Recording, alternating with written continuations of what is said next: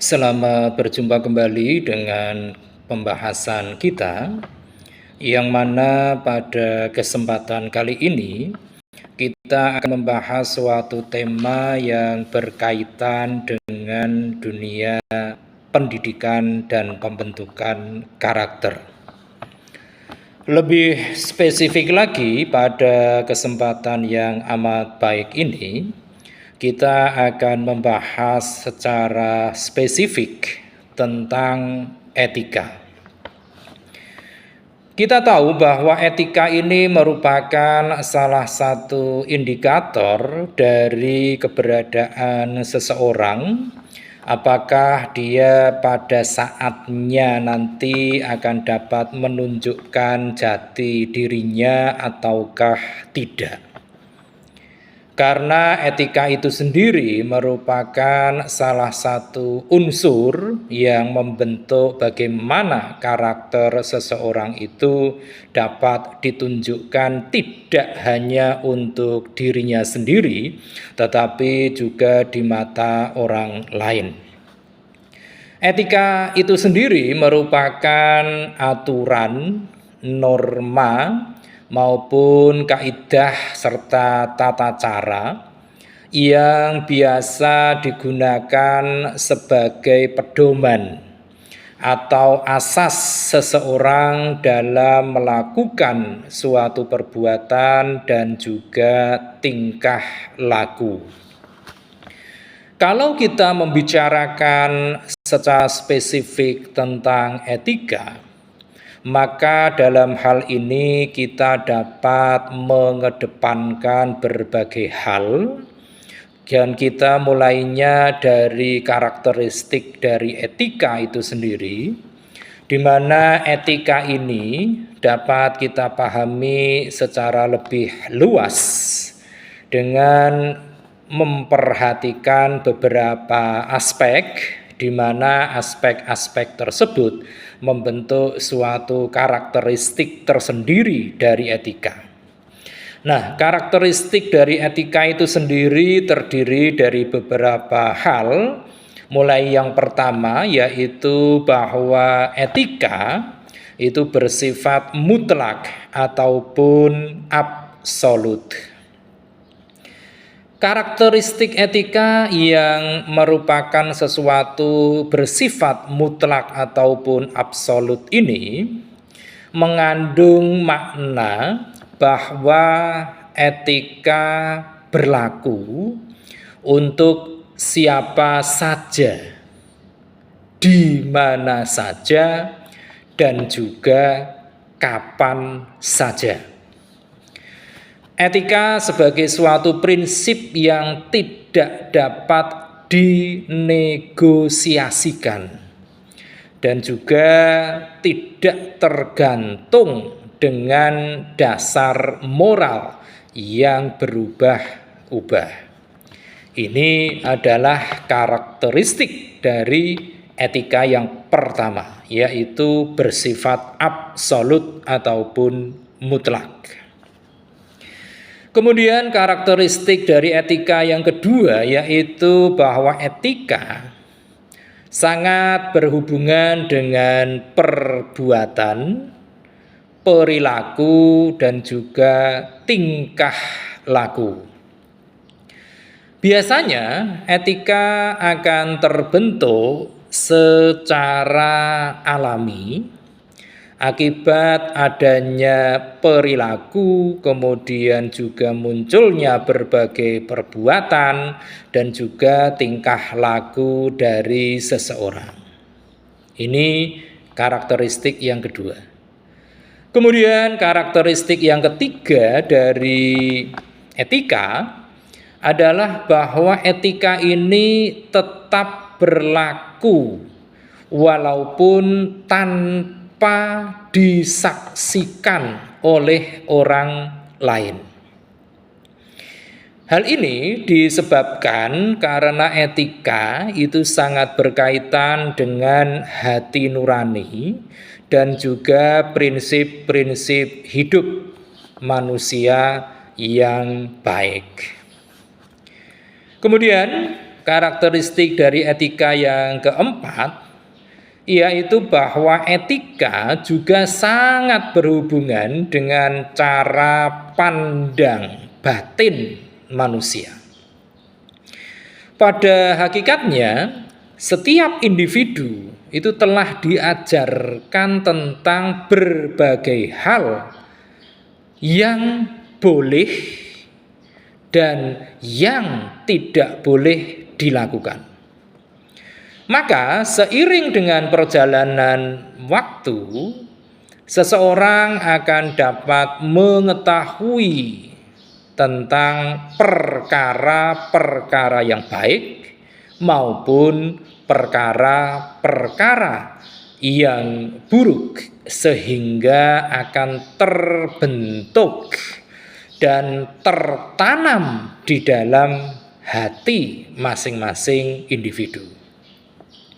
Hal ini akan memunculkan yang namanya perdebatan di dalam diri seseorang, manakala orang tersebut ingin melakukan perbuatan-perbuatan yang tidak baik. Ini adalah beberapa karakteristik dari etika. Nah, selanjutnya kalau kita berbicara tentang etika itu sendiri, pada dasarnya etika itu terdiri dari beberapa jenis, tergantung dari sudut pandang mana kita mengelompokkannya. Nah, apabila kita mengelompokkan etika mengacu pada jenisnya, maka etika itu ada dua kelompok. Yang pertama itu adalah etika normatif, yang mana etika normatif ini merupakan etika yang berusaha untuk menentukan dan menetapkan berbagai perilaku, perbuatan, dan sikap ideal yang seharusnya dimiliki oleh setiap individu di dalam kehidupan. Ini adalah etika normatif. Kemudian yang kedua, itu ada yang namanya etika deskriptif. Yang mana etika deskriptif ini merupakan etika yang berupaya untuk memandang perilaku maupun sikap individu, di mana kesemuanya itu menggambarkan bahwa setiap individu itu tentu ada sesuatu yang ingin dicapai di dalam kehidupannya. Nah, tentu dengan keinginan untuk pencapaian ini, maka segala sesuatunya pasti akan memiliki nilai-nilai tertentu. Ini adalah apabila kita mengelompokkan etika berdasarkan pada jenisnya. Kemudian apabila kita ingin mengelompokkan etika ini dengan mengacu kepada cakupannya, maka etika ini pun dibagi menjadi beberapa kelompok. Kelompok yang pertama yaitu etika umum, yang mana etika umum ini adalah etika yang berkaitan dengan situasi dan juga kondisi dasar tentang perilaku dan tindakan individu secara etis. Ini etika umum.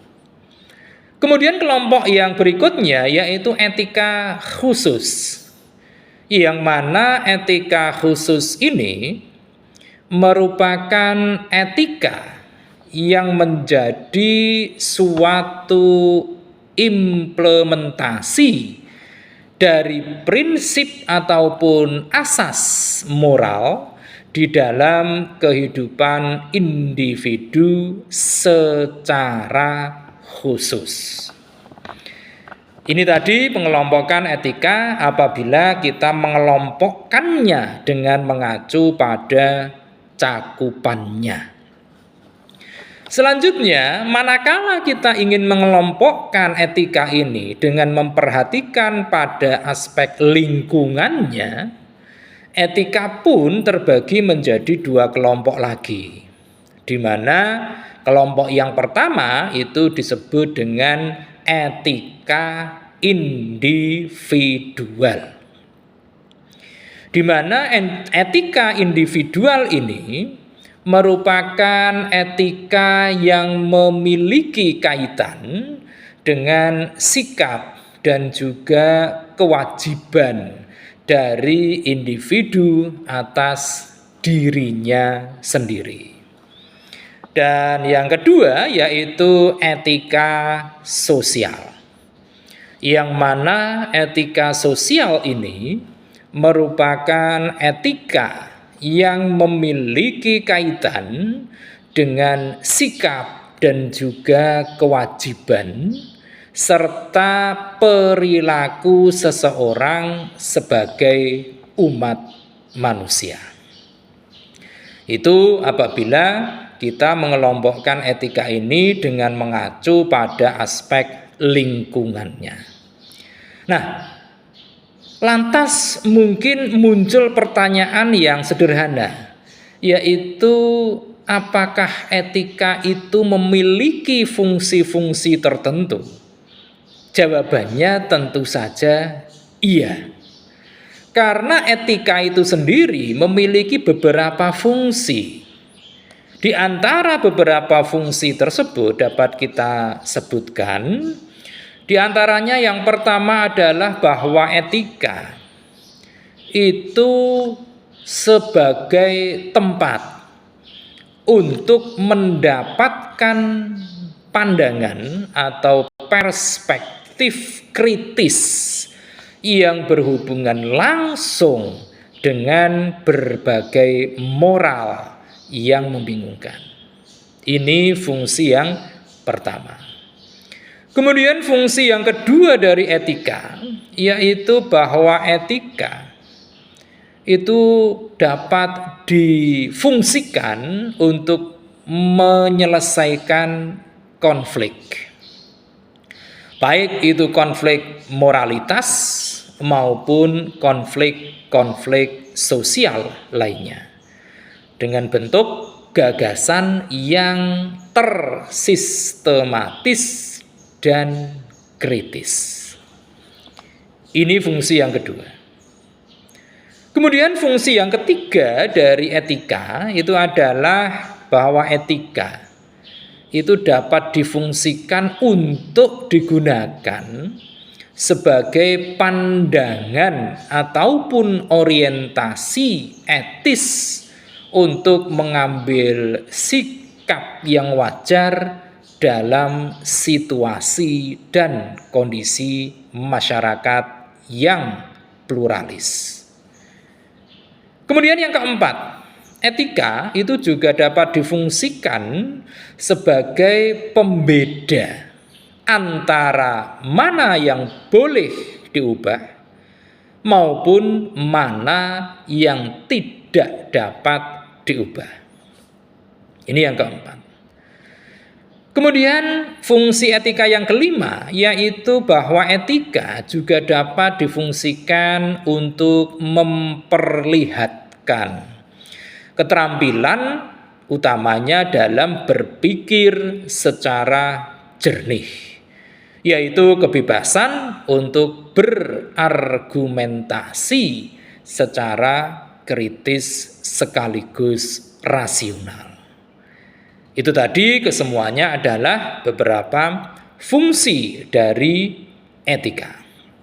Nah, Setelah kita membahas tentang fungsi dari etika, selanjutnya etika pun akan memberikan manfaat yang sangat besar, baik itu manfaat bagi individu maupun manfaat bagi sekelompok individu ataupun masyarakat. Nah, beberapa manfaat dari etika yang bisa kita paparkan di kesempatan kali ini, di antaranya yang pertama adalah bahwa etika itu akan sangat bermanfaat sebagai penghubung antar nilai. Dengan adanya etika, maka beberapa hal akan dapat menjadi suatu kesatuan kebiasaan yang melekat di dalam masyarakat tanpa ada pihak yang merasa dirugikan. Misalnya saja, kita tahu bahwa bangsa Indonesia ini kental sekali dengan budaya yang adiluhung. Dan juga tidak ketinggalan bangsa Indonesia juga bangsa yang sangat-sangat religius. Dan antara budaya dan agama ini di negara kita itu bisa berjalan dengan selaras sehingga tidak menimbulkan konflik yang berkepanjangan. Ini adalah manfaat dari etika yang pertama. Kemudian manfaat dari etika yang kedua adalah bahwa etika juga akan dapat bermanfaat bagi kita, utamanya dalam membantu dalam menentukan pendapat. Di dalam berbagai forum, utamanya forum-forum diskusi, haruslah ada etika dalam mengemukakan pendapat. Oleh karena itu, siapapun yang terlibat di dalam forum-forum itu haruslah memiliki dan mencapai kesepakatan untuk saling menghargai siapapun yang akan menyampaikan pendapatnya. Ini manfaat kedua dari etika. Masih ada lagi manfaat dari etika. Yang ketiga, yaitu bahwa manfaat dari etika adalah dapat dimanfaatkan sebagai pembeda antara yang baik dan yang buruk. Apabila seseorang telah dapat membedakan antara yang baik dengan yang buruk dan melakukan segala sesuatu sesuai dengan norma yang berlaku, maka etika akan menjadi suatu acuan ataupun pedoman di mana seseorang itu harus mampu menerapkan segalanya yang berkaitan dengan pembedaan antara yang baik dan yang buruk. Kemudian manfaat yang keempat dari etika, yaitu etika itu juga sangat bermanfaat sebagai bentuk mengorbankan sedikit kebebasan dalam diri seseorang. Nah, semua aturan yang telah mendapatkan kesepakatan haruslah dipatuhi dan tidak boleh dilanggar. Karena apabila seseorang melanggarnya, tentu akan dikenakan sanksi sesuai dengan aturan yang berlaku. Oleh karena itu, seseorang tidak dapat berbuat dengan semaunya sendiri atau seenaknya sendiri. Kemudian manfaat dari etika yang kelima, yaitu bahwa etika itu sangat bermanfaat untuk menjadikan seseorang memiliki sikap yang kritis. Dengan etika, maka akan membuat seseorang menjadi pribadi yang tidak mudah berpengaruh, di mana pribadi-pribadi tersebut telah mempertimbangkan perasaan dengan pikirannya. Inilah manfaat yang kelima dari adanya etika. Demikian pembahasan singkat kita kali ini tentang etika ini. Semoga ini membawa manfaat bagi kita semua, dan kita akan melanjutkannya untuk membahas berbagai tema yang lebih menarik lagi pada sesi-sesi berikutnya. Terima kasih atas perhatian Anda semua. Jangan lupa setelah menyaksikan tayangan ini, silakan klik di layar Anda untuk like, komen, share, dan tentu saja jangan lupa subscribe.